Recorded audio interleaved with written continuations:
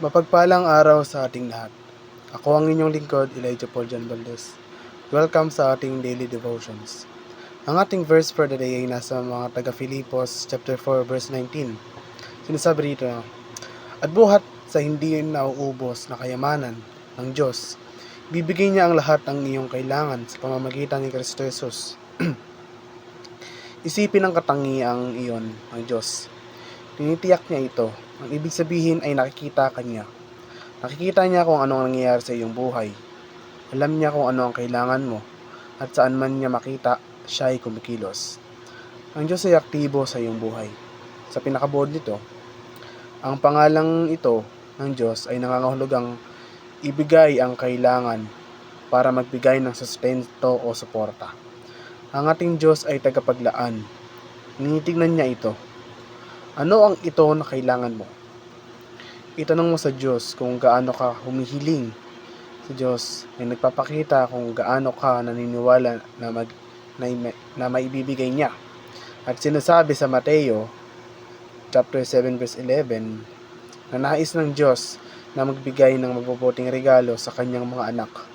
Sinasabi sa atin ng Juan chapter 14 verse 13 na hingin ang mga bagay na iyon. Kaya tignan mo ang Diyos bilang iyong tagapagbigay at simulan ang pakikipag-usap sa Kanya.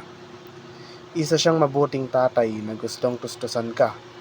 Ang nag-aasik ng kaunti ay mag-aani ng kaunti at ang nag-aasik ng sagana ay mag-aani ng sagana. Ang bawat isa sa inyo ay dapat magbigay ng kung ano ang inyong pinansya sa inyong puso na ibigay. Hindi nag-aatubili o napipilitan dahil mahal ng Diyos ang masayang nagbibigay. At kayang pagpalain kayo ng Diyos ng sagana upang sa lahat ng mga bagay sa lahat ng oras mataglay ang lahat ng inyong kailangan ay sumagana kayo sa bawat mabuting gawa. Ang Diyos ay tumitingin mula sa langit upang makita kung mayroon bang sinumang umaasa sa Diyos. Handa sa kung ano ang gustong gawin ng Diyos sa ating buhay. Ang pananampalataya ay likas na umaasa at kapag nakita ng ating pagpapanampalataya na naganap ang ating inaasahan, lumalago ang ating pananampalataya. Lumalago ang pananampalataya sa pamamagitan ng pag-asa sa mga bagay mula sa Diyos, mga bagay na hindi natin nakikita ngayon.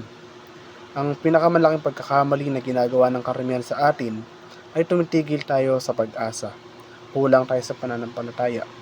Dapat tayong magkaroon ng mga inaasahan ng higit na pagsunod sa ating buhay. Habang lumalago ang ating pagmamahal at kagalakan sa ating relasyon sa Panginoon, dapat din tayong magkaroon ng mga inaasahan na makikita ng higit na sa pagsunod sa ating buhay. Pagsunod na mabilis, walang tanong at kung kinakailangan, mga inaasahan ng higit na pagbubukas palad sa ating buhay. Kapag mas naunawaan natin ang lahat na mayroon tayo ay binibigay sa atin ng Panginoon at siya ang may ganap na kontrol sa ating buhay. Mas maaari tayong maging bukas palad sa mga mahalagang mapagkukunan tulad ng oras, lakas at pera. Lahat ay gumagawa tungo sa pinakamataas na antas ng pagbubukas palad na nakikita natin kay Jesus. Ang bukas palad na nag-aalay ng kanyang buhay para sa atin. Nais nating magkaroon ng mga inaasahan na maibigay ang ating sarili na mas bukas palad sa Panginoon bilang isang buhay na handog ang ating sariling buhay. Muli, ako ang inyong lingkod, Elijah Paul John Valdez, at dito na nagtatapos ang aking daily devotions.